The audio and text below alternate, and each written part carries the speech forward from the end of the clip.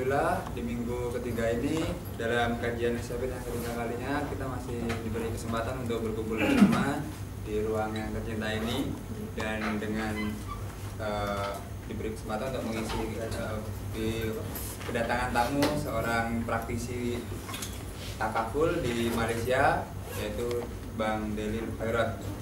Sebagaimana kita tahu bahwasanya di pertama dulu kita pernah mengadakan kajian tentang takaful yang diisi oleh Mabubi Ali dari ISRA, ya Bang ya. Dari ISRA dia menerangkan tentang konsep-konsep takaful itu sendiri. Dan kemudian juga Bang Iman Sastra yang menerangkan, yang kebetulan dia adalah praktisi takaful di Indonesia. Jadi untuk takaful kali ini adalah takaful yang dan retakaful yang ada di Malaysia sendiri, Bang. Dan Bang Delil Khairat ini adalah salah satu Head of Underwriting di ACR Rekat Takaful, dan terdahulu pernah menjabat sebagai manajer properti di Hanover, Jerman. Di Bahrain, Hanover, Bahrain. Manajer properti di Hanover dan Rekat Takaful, dan pendidikannya yaitu di IUM. Saya satu kelas dengan Irfan. Oh. Nah, terus kemudian di Chartered Insurance Institute, Malaysia juga pernah. UK ketika itu. London University dan Institut Perdagangan Bodor. Alhamdulillah beliau sudah sampai di tempat ini dengan selamat. Karena banyak kendala, maaf Bang ya, kendala kedatangan sini. Kemudian untuk waktu dan tempat. Siapa Mas? Amin. Oke. Saya punya presentasi. Dari belakang Min. Berapa menit waktunya? 40 menit. Oke.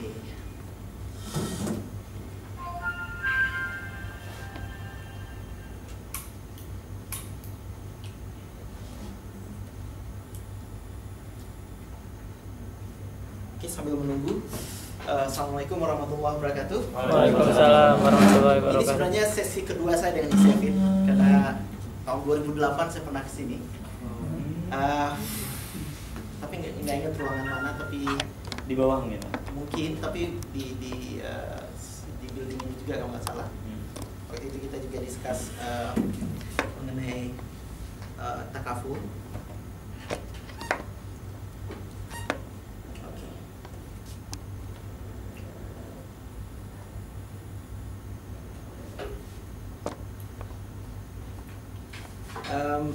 Saya orang Indonesia. Di industri asuransi takaful saya mungkin baru 15 tahun.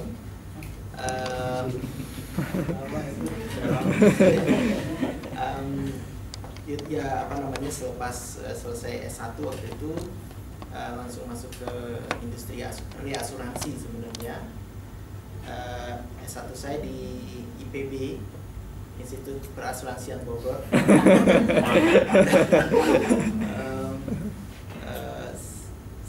Apa namanya, dari saya S1 saya statistik. Kemudian ya saya juga belajar insurance dan reinsurance di CII, Chartered Insurance Institute di London, dan London Metropolitan University. London Metropolitan University ini dia punya faculty yang namanya Professional Development Faculty. Terus ya sekarang saya sedang belajar sama Irfan lebih mengenai Islamic Finance sebenarnya. Saya 10 tahun bekerja di Indonesia, 9 tahun, kemudian 3 tahun lebih di Bahrain, sekarang saya di KL sambil belajar. So saya coba bongkar-bongkar beberapa slide lama sebenarnya, saya satukan di slide ini. Mungkin saya tidak akan fokuskan pada takaful di Malaysia. Saya akan lebih banyak membahas takaful dari perspektif praktisi. Karena kalau saya boleh berpendapat bahwa banyak tulisan research mengenai takaful saat ini sebenarnya kurang bobotnya dari sisi practical di industri. Sepertinya tidak banyak praktisi yang menulis, yang yang coba memberikan pengertian mengenai takaful pada akademisi. Jadi ketika akademisi menulis tesis atau disertasi mengenai takaful, pembahasan mengenai risk managementnya itu terasa agak dangkal dan terasa pemahaman si penulis terhadap apa yang terjadi sebenarnya di lapangan itu sangat-sangat terbatas. Jadi saya sih berharap forum ini bisa menjadi salah satu forum untuk lebih memberi pemahaman itu ke teman-teman dan bisa menjadi trigger juga nanti bagi teman-teman untuk mungkin ada yang mau research atau mau menulis mengenai takaful, dan saya bisa sampaikan nanti betapa takaful ini memang dibandingkan dengan bagian Islamic finance yang lain, takaful salah satu yang paling hijau, artinya paling sedikit dibahas sampai saat ini, dimana dan masih banyak ruang untuk research, untuk S3 keluar dari sini. Ya, oke, kita mulai. So kita cuma akan bahas apa itu takaful, ritakaful, dan underwriting. Saya bukan scholars, jadi saya tidak bisa mengutip ayat-ayat hadis-hadis, tapi saya akan lebih dari sisi praktikalnya. Next. Oke, sebenarnya kalau kita bicara mengenai asuransi atau takaful, kita mesti perjelas dulu pemahaman kita mengenai risiko atau risk. Karena sebenarnya konsep insurance dan takaful itu berpusat pada risk sebenarnya. Jadi Anda harus tahu seperti apa kami orang asuransi memandang risk itu. Karena sebenarnya dalam percakapan sehari-hari risiko sebenarnya sudah menjadi kosakata yang sangat mudah diucapkan. Tapi sebenarnya sehingga maknanya juga menjadi semakin dangkal, semakin tidak mendalam. Padahal bagi kami orang asuransi risiko itu sangat-sangat penting. Itu sebenarnya menjadi core bisnis orang asuransi, ya. Jadi orang asuransi mendefinisikan risiko itu sebagai uncertainty of loss. Jadi ada dua dimensi, uncertainty dan loss, ketidakpastian dan kerugian. Jadi itu dua komponen dari risk. Jadi risiko itu adalah ketidakpastian akan terjadinya kerugian. Oke, next. Tapi sebenarnya ketika kita memiliki risiko, ketika kita holding a risk, sebenarnya kita belum rugi. Tetapi ada ketidakpastian bahwa kita mungkin merugi, mungkin tidak. Jadi ada elemen probability di sini. Ada elemen peluang. Makanya orang statistik pas untuk asuransi. Jadi saya nggak nyasar amat sebenarnya. Ya, karena di statistik kita lebih banyak bicara peluang, probability. Jadi ketika kita holding a risk, ada peluang kita akan mengalami kerugian. Nah, asuransi baru akan berperan apabila loss itu sudah terjadi, kerugian sudah terjadi. Next. Supaya mekanisme asuransi takaful bisa berjalan, maka loss itu harus bisa diukur secara finansial. Oke. Next. Oke. Untuk bisa dari risk berubah menjadi loss, ada dua faktor yang mempengaruhi. Next, coba. Ya. Ada yang kita sebut sebagai peril, ada yang kita sebut sebagai hazard. Peril adalah event that bring about a loss. Kalau kita punya rumah, kebakaran itu sendiri adalah peril, bukan risk. Oke? Kebakaran adalah peril, bukan risk. Jadi event, kejadian yang membawa pada kerugian. Jadi yang merubah risk menjadi loss. Kalau kita punya mobil, accident itu adalah peril, bukan risk. Risknya adalah peluang terjadinya accident. Oke? Hazard features that increase or decrease the probability. Misalnya, kalau Anda punya rumah kayu, sekarang lagi ngetren misalnya di gunung-gunung orang kaya gitu, bikin rumah di puncak misalnya sepenuhnya dari kayu. Dan untuk membangun itu mahal sekali, lebih mahal daripada rumah beton biasa. Dari sisi fire insurance, kita sebut rumah kayu itu more hazardous than rumah batu. Karena sekali ada spark, ada fire, ada kebakaran akan langsung membesar, sehingga dalam waktu singkat bisa terjadi total loss, keseluruhannya habis. So itu hazard.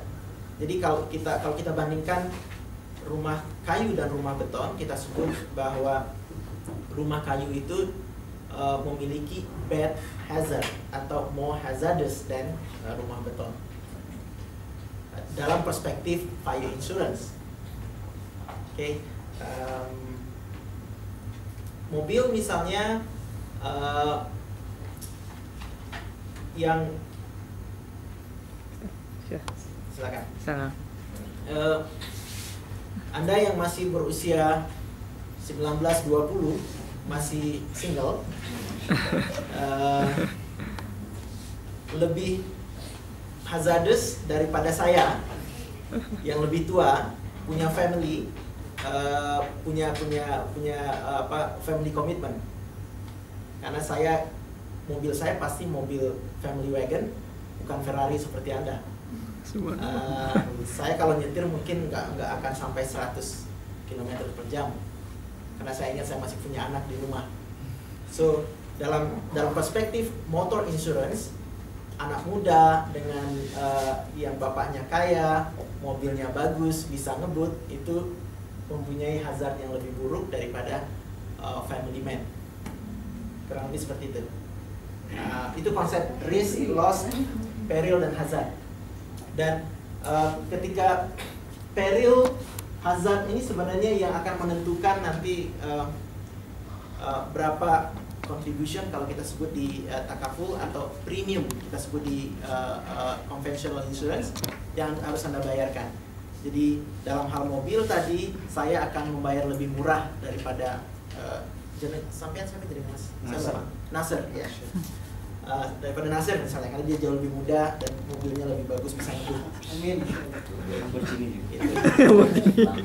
Jadi kenapa? Karena banyak hazard peril yang tadi mempengaruhi, sehingga berdasarkan hitung-hitungan statistik banyak kejadian yang melibatkan anak muda seperti Nasir, sehingga dia harus bayar lebih banyak. Simple, seperti itu sebenarnya konsep insurance. Oke, next.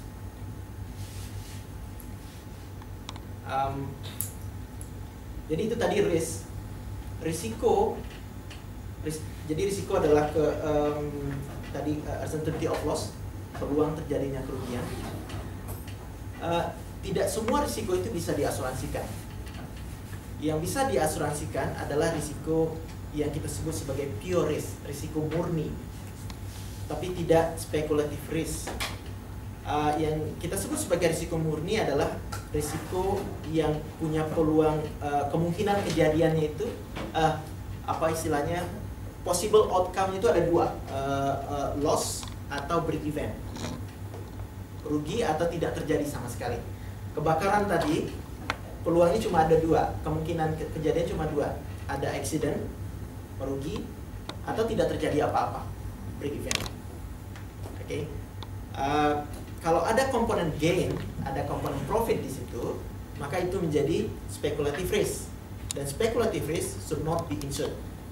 Should not, karena saya katakan should not karena di industri asuransi sekarang, terutama konvensional, sudah tidak mulai, tapi sudah banyak sebenarnya yang risk yang kalau kita dalami merupakan speculative risk, tetapi sudah menjadi komponen yang bisa diasuransikan. Tapi itu persoalan lain. Tapi intinya secara teori yang bisa diasuransikan hanya pure risk. Next.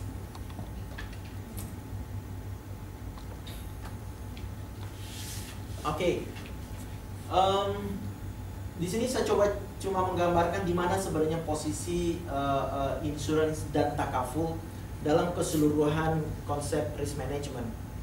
Risk management itu secara sederhana adalah identification, evaluation, and economic control of risk that threaten asset or any capability organization. Secara simpel kan ada tiga tahap dari risk management. Ada identification, mengidentifikasi risknya, lalu evaluate. Evaluate means menentukan mana yang important, mana yang enggak, mana yang efeknya besar, mana yang kecil, dan seterusnya. Frekuensinya besar atau tidak, severity-nya besar atau tidak. Lalu risk control. Risk control itu lebih pada action to be taken to to manage the risk. Jadi kita identify dulu, buat list risknya apa saja.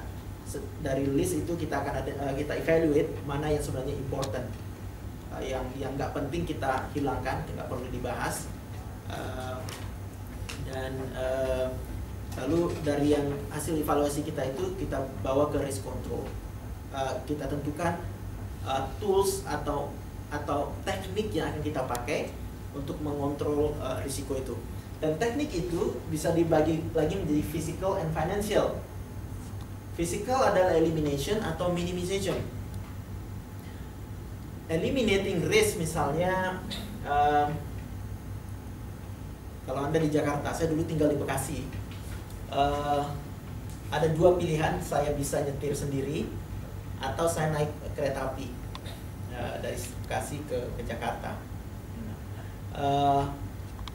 Sebenarnya jadi itu dua activity yang berbeda dan mereka membawa dua set of risk yang juga berbeda. Secara simpel, kalau saya nyetir, risiko saya adalah accident di jalan, itu yang paling jelas. Lalu saya bisa eliminate risiko mendapat kecelakaan di jalan tol dengan pindah mode ke train. Tapi train juga bisa accident. Kemarin sudah ada accident satu. Atau ada risiko yang lain yang bisa terjadi, misalnya saya bisa kecopetan di kereta dan seterusnya. Jadi risiko itu mungkin sama dengan, kita bisa analogikan risiko itu seperti energi.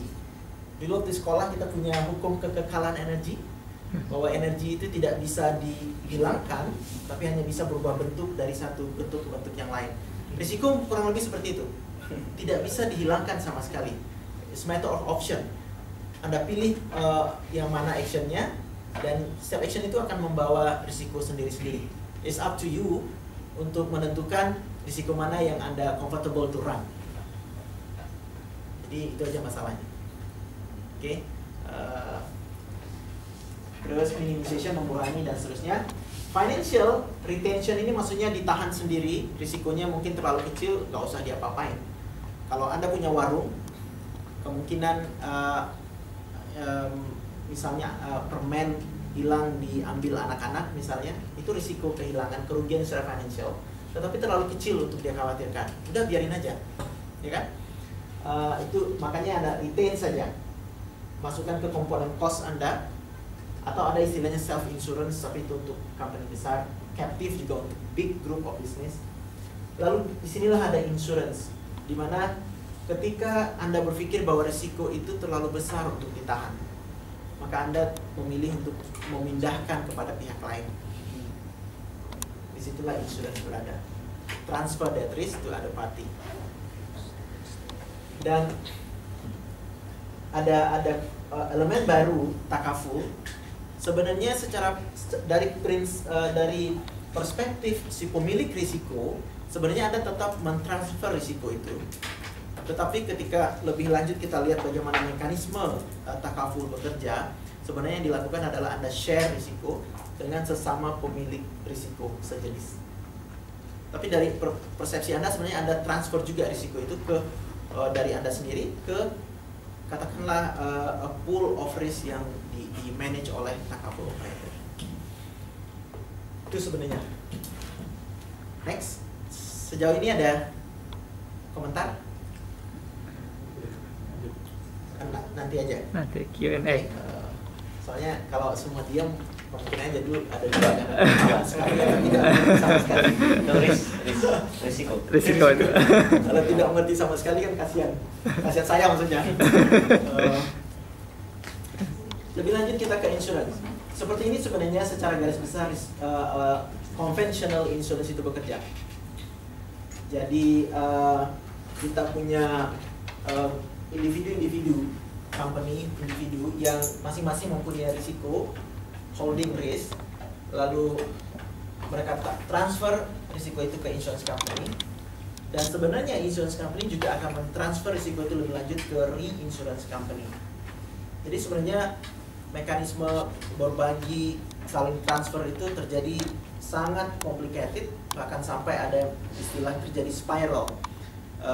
Itu sangat dikhawatirkan di industri asuransi reasuransi karena spiral itu artinya somehow karena ada insurance company, reinsurance company involved dalam bisnis transferring risk, ada kemungkinan risiko yang Anda transfer ke pihak lain sebelumnya somehow dia balik lagi masuk ke portfolio Anda, sehingga dan Anda baru sadar kalau itu terjadi setelah ada loss. Nah, itu namanya spiral. Nah, ini sebenarnya jadi terjadi saling transfer dari individu ke insurance, insurance ke reinsurance. Dan semua dua kontrak ini adalah profit oriented. Next.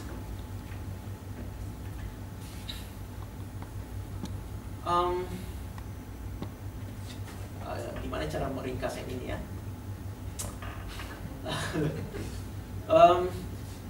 Ini adalah pelajaran hari pertama buat orang yang bekerja di asuransi. Basic principles of insurance, konvensional. Ini adalah prinsip-prinsip yang harus dipenuhi suatu kontrak asuransi, suatu kontrak yang bisa untuk bisa dikategorikan sebagai asuransi dalam konvensional konteks. Secara singkat, ya, jadi ada 4 sebenarnya, 1, 2, 3, 4. Insurable interest artinya risiko atau interest atau kepentingan itu harus boleh atau bisa di asuransikan. Insurable di sini bisa berarti bahwa risikonya harus pure risk yang tadi itu, tidak boleh ada gain elemen di situ. Kemudian harus legal, artinya saya boleh mengasuransikan mobil saya karena saya punya legal relationship dengan mobil saya memiliki mobil itu. Title of the car itu milik saya. Jadi legally saya punya interest yang recognized by legal, gitu ya. Oleh karena itu juga istri saya boleh mengasuransikan jiwa saya karena dia punya legal interest terhadap keselamatan saya. Tapi istri tetangga saya nggak boleh mengasuransikan saya karena tidak ada legal relationship. Jadi kepentingannya tidak recognized by legal. Itu kurang lebih insurable interest. Jadi kemudian utmost good faith. Utmost good faith itu maksudnya bahwa semua pihak, terutama si perusahaan asuransi dan si pemilik risiko, ketika bertransaksi harus mengutamakan good faith, utmost good faith. Jadi harus saling jujur sejujur-jujurnya mendisclose mendisclose fakta-fakta yang material. Misalnya ketika Anda mengasuransikan mobil, Anda harus disclose bahwa Anda usianya sekian, Anda suka ngebut misalnya, kemudian pernahkah Anda dulu nabrak di jalan raya, itu adalah material fact, harus disebutkan.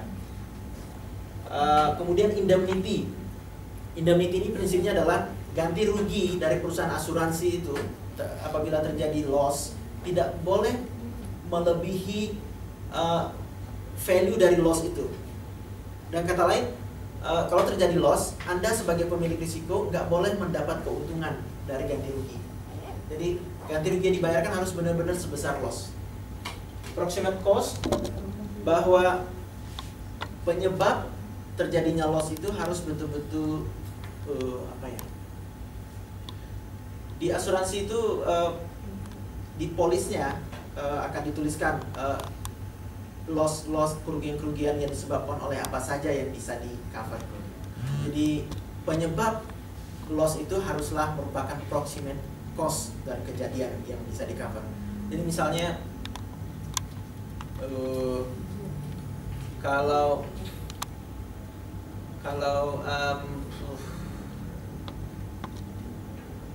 misalnya kita suka bercanda kalau di Indonesia bahwa saya punya contoh yang sangat bagus.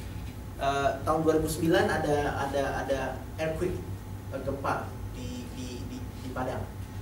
Saya orang Padang. Waktu itu saya masih di Bahrain. Dan kita lost satu relatif, adik ipar saya meninggal waktu itu karena gempa. Kejadiannya seperti ini. Dia anak muda, umur 22 tahun, waktu itu tahun 2009, baru lulus dari S1. Kemudian punya interview appointment dengan salah satu kantor asuransi, financing kalau nggak salah di Padang, pukul 5 sore. Gempa terjadi 5.17 PM. Waktu itu dia sedang di interview di lantai 4 buildingnya. Kemudian gempa terjadi, dia langsung buru-buru keluar, terjebak di lantai 1. Terjebak di lantai 1 di depan pintu utama. Yang terjadi adalah lantai 1 dan lantai 2 ambruk. Lantai 3 sampai lantai 5 itu building 5 lantai. Sitting on the top of lantai 1 dan 2. Butuh 5-6 hari untuk mengeluarkan jenazahnya. Sekarang saya coba menjelaskan proximate cause karena ini konsepnya agak rumit sedikit. So ada dua penyebab. Lalu saya pernah berkelakar sama teman saya ketika saya menceritakan story ini. Akhirnya biasanya saya bilang, makanya hati-hati karena interview can kill you. Saya suka bilang begitu, interview may kill you. Jadi seolah-olah saya mengatakan yang menyebabkan kematian itu adalah interview, bukan gempa. Tapi sebenarnya dalam kejadian ini yang menjadi penyebab utama adalah gempa, earthquake. Nah, proximate cause dalam kejadian ini adalah earthquake. Gitu. Jadi kurang lebih seperti itu. Nanti aja kita bahas lebih lanjut. Next. Kita tahu insurance itu ada life, non-life. Atau non-life kita sebut kadang juga general. Life itu kalau di takaful kita sebut sebagai family. General insurance lebih mengurusi risk saja sebenarnya, artinya lebih fokus pada risk management only. Tetapi kalau life, selain managing risk, life juga managing investment. Jadi kita suka confuse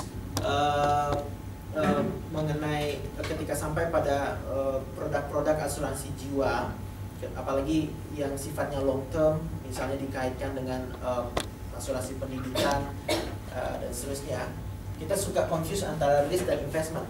Sebenarnya ada dua komponen di situ dan harus kita pisahkan. Dan yang berkaitan dengan insurance hanya yang risk saja. Investment nothing to do with insurance sebenarnya. Dan hanya saja kalau produk-produk konvensional, misalnya produk-produk konvensional antara risk elemen dan investment elemen suka digabung dan dikaburkan sehingga nggak jelas mana yang risiko, mana yang investment. Tapi banyak juga sekarang semakin berkembang sebenarnya produk-produk konvensional yang memisahkan secara jelas risiko dan investment. Kalau takaful memang kudu harus dipisahkan dari awal. Apapun itu produknya harus transparan dari awal, mana yang bagian risk, mana investment. Dari kontribusi yang kita bayarkan itu berapa bagian untuk investment, berapa bagian untuk risk. Karena konsekuensi hukumnya berbeda, sangat berbeda. Bagian premium atau contribution untuk risk itu bukan lagi milik kita. Kita masukkan ke tabarruk fund namanya, pool of fund yang dikelola oleh takaful operator. Begitu kita masukkan situ bukan milik kita lagi.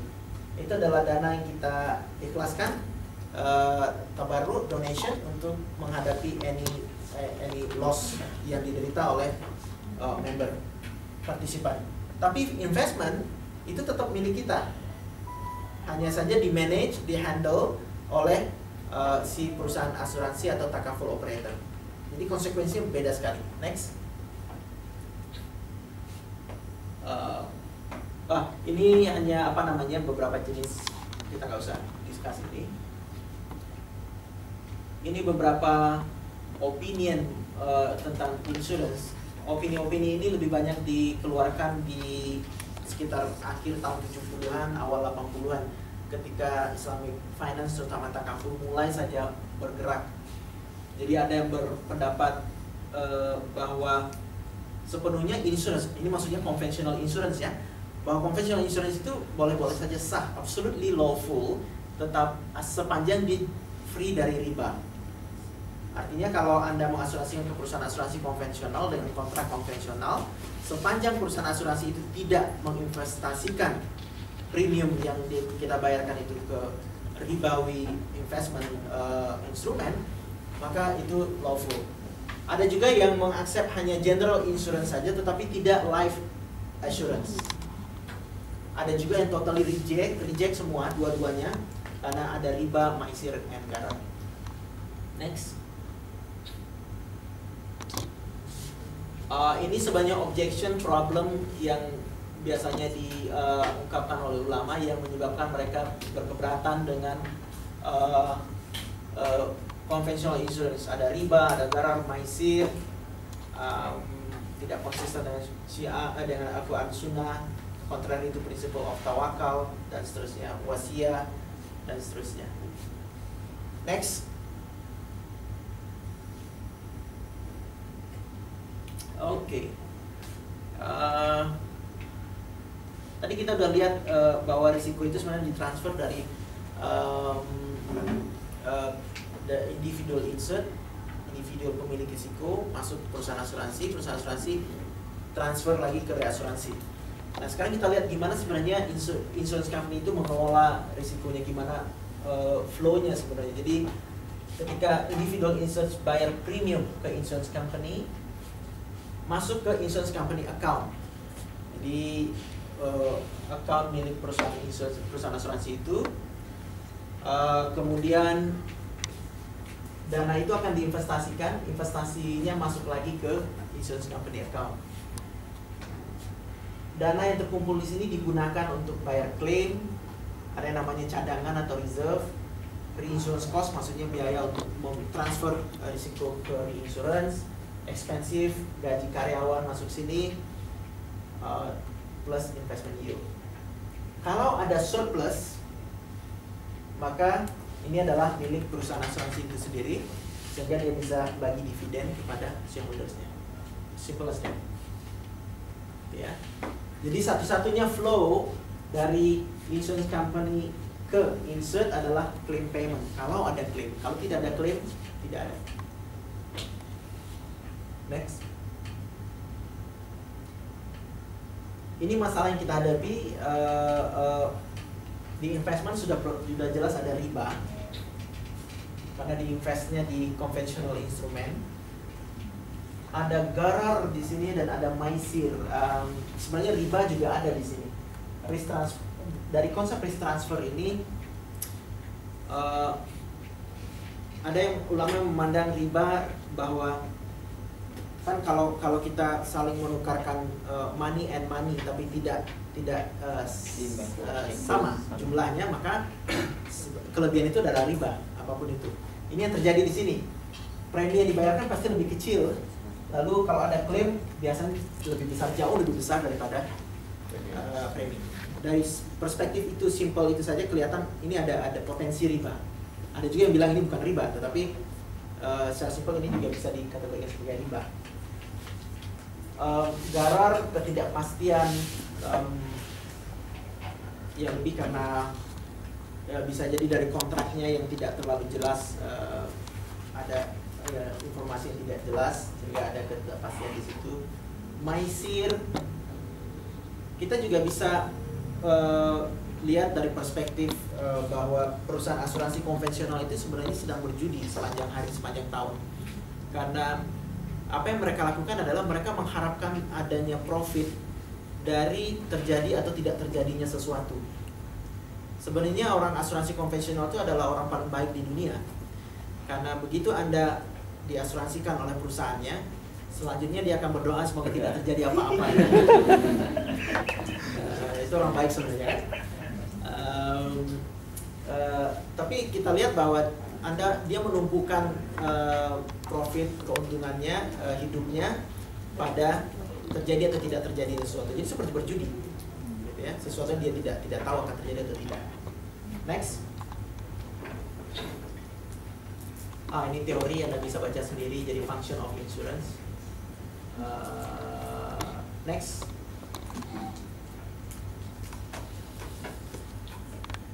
Oke, jadi sejauh ini kita bicara mengenai risiko insurance konvensional saja. Sekarang kita baru mulai masuk ke Islamic insurance atau takaful.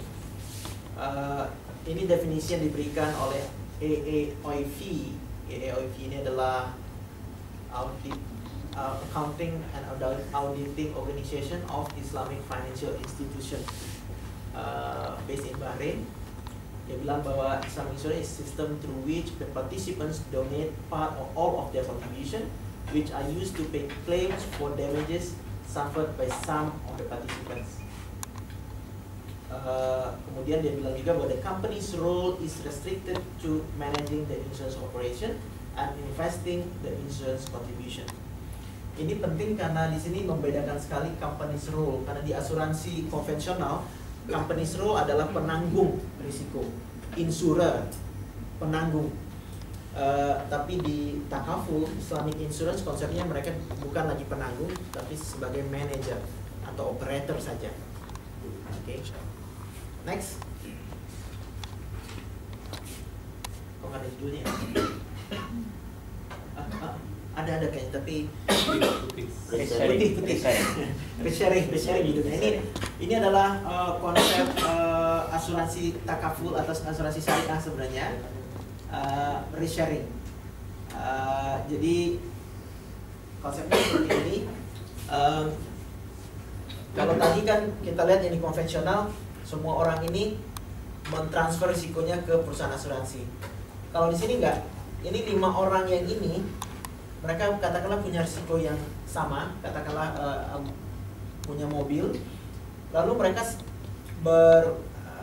berkumpul membentuk satu pool, di mana mereka sepakat, oke, kita punya risiko yang sama, mari kita kumpulkan tenaga kita untuk menghadapi kalau salah satu di antara kita nanti mengalami kerugian, maka kita kumpulkan dana, dan dana itu kita gunakan nanti untuk menanggulangi kerugian itu. Jadi sebenarnya mereka saling berjanji satu sama lain. Jadi ada ikatan kontrak antara satu partisipan di sini dengan partisipan yang lain. Kemudian mekanisme saling menanggung ini di-manage oleh takaful operator, perusahaan asuransi takaful operator. Kemudian kalau takaful operator merasa bahwa risiko yang saling ditanggungkan ini, yang saling dikumpulkan di sini ini terlalu besar, sehingga kalau nggak mungkin bisa sepenuhnya ditahan oleh kemampuan finansial dari pool ini, maka dia mungkin memutuskan untuk meretakafulkan ke retakaful operator. Maksudnya adalah men-spread risiko itu ke pool yang lebih besar. Pool yang lebih besar itu adalah pool yang dikelola oleh retakaful operator. Jadi peserta yang dikelola oleh takaful operator di sini melalui mekanisme retakaful nanti akan saling tolong menolong dengan peserta yang ada di sini, yang dikelola oleh takaful operator yang lain. Jadi retakaful operator sebenarnya fungsinya dia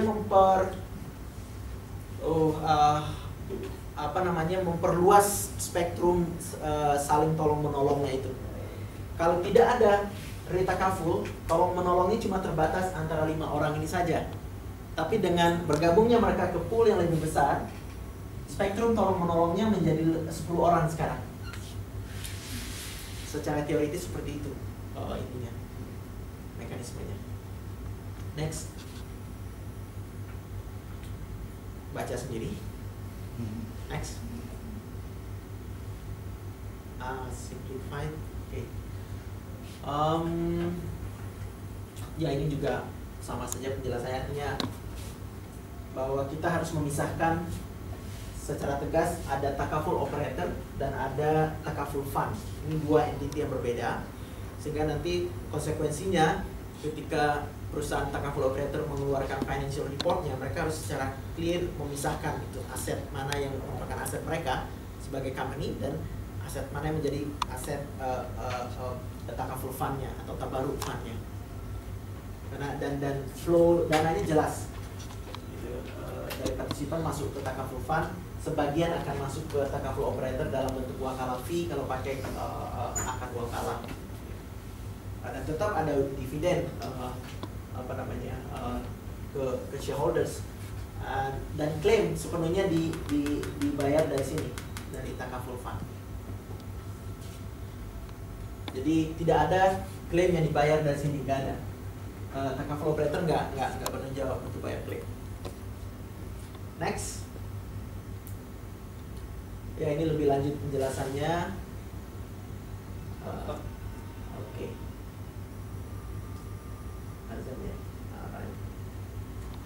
Jadi tugas insurance company itu adalah sebagai underwriter, pengelola analis risiko. Insurance company sebagai collector payer, ngumpulin duit, bayar claim. Fund manager, dia investment juga. Next.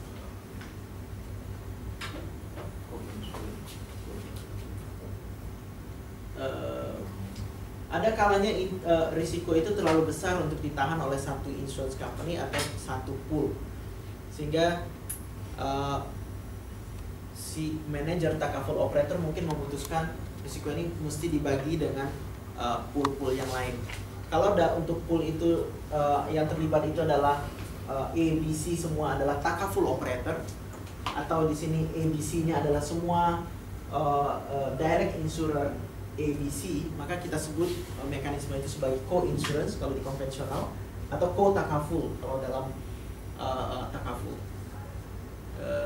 Jadi contohnya misalnya rumah Anda terlalu mahal, terlalu bagus, banglo kalau orang sini bilang, Anda asuransikan katakanlah ke Syarikat Takaful Malaysia, tapi dia pikir ini terlalu besar, saya mesti bagi dengan yang lain.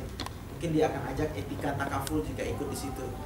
Jadi misal dia tahan 60%, 40% Etika Takaful. Nah, mekanisme itu kita sebut sebagai co-insurance atau co-takaful. Gitu.